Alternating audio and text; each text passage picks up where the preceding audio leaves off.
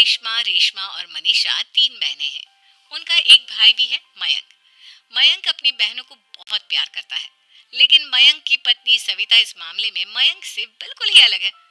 वो अपनी ननदों का जितना बुरा कर सकती है उतना बुरा करती ही रहती है और अपनी ननदों पर हुक्म भी चलाती है। करिश्मा, करिश्मा, तुमने अभी तक नाश्ता नहीं बनाया? तुम्हारे भैया को ऑफिस जाने में देर हो रही है।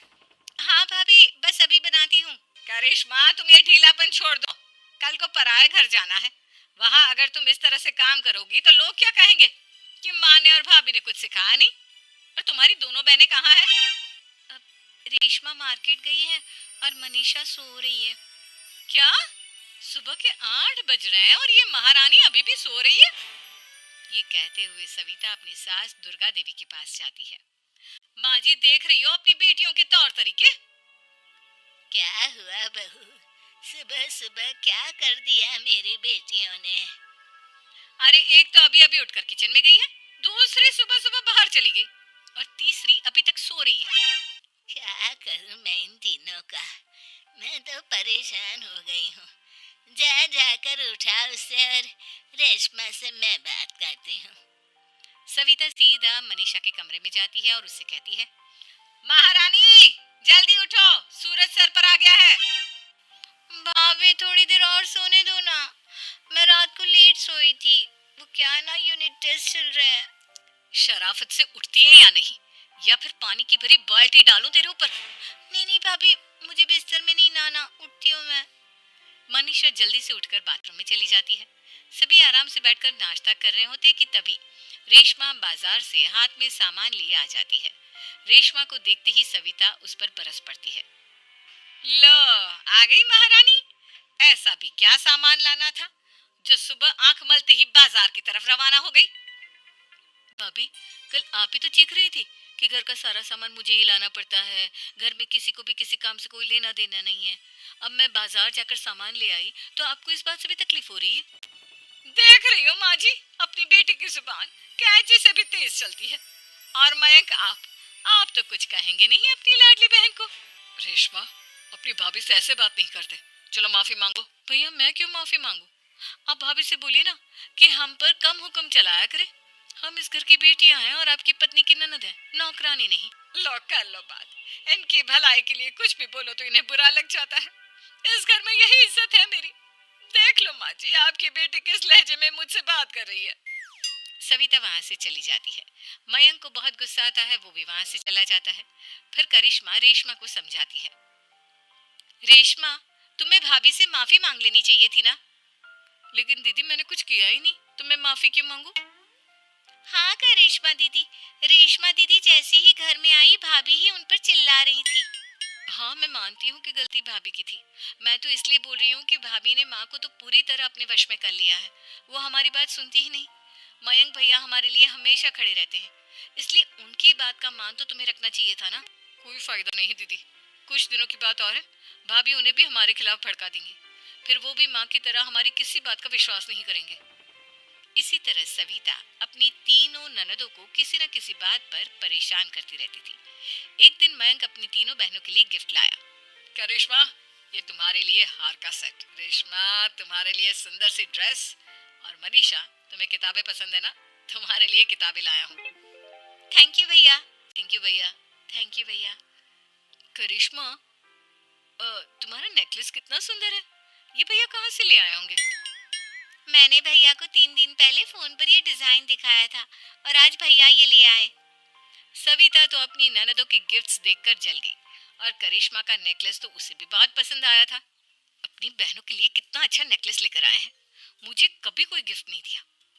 मैं आज ही ये हार चुरा लूंगी। रात में सविता करिश्मा का हार चुरा लेती है और इसी तरह उसे अपनी ननदों की जो भी चीज अच्छी लगती वो उसे मांगती नहीं, बल्कि रात के अंधेरे में चुरा लेती।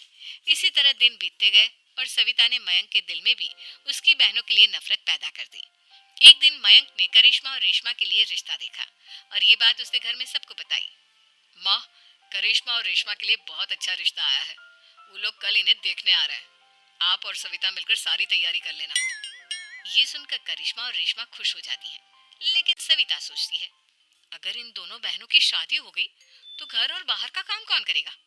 मनीषा तो एक नंबर की कामचोर है, उससे तो किसी बात की उम्मीद लगाना ही बेकार है। मुझे इस शादी को रोकना होगा। अगले दिन सभी लड़के वालों के स्वागत की तैयारी करने में लगे होते हैं। तभी मयंक अपनी बहनों से आकर कहता है, तैयार हो गई तुम दोनों? देखो दोनों लड़के बहुत अच्छे हैं, मैं कोई कसर नहीं छोड़ना चाहता, इसलिए तुम उनके सामने अच्छे से बिहेव करना और अपनी भाभी से लड़ने मत लग जाना। करिश्मा, तुम वो नेकलेस पहन लो ना जो मैं तुम्हारे लिए लाया था। भैया मैं बहुत देर से वो नेकलेस ढूंढ रही हूँ, लेकिन मुझे मिल ही नहीं रहा। क्या? तुमने नेकलेस खो दिया? तुम्हें पता भी है वो कितना महंगा था? तुम कोई काम ढंग से नहीं कर सकती। मयंक गुस्से में वहां से चला जाता है।